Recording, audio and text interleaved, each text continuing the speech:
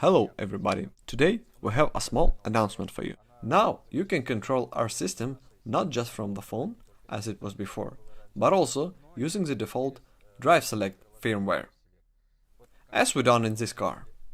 And now we'll show you how it works. You need just open Drive Select and select the dynamic mode. And that's it, you have our system working. Now it's auto mode selected, which means our system is switched off. Then I'm selecting the dynamic mode and our system switched on. That's it. You can drive with this mode and enjoy the sound of the working system.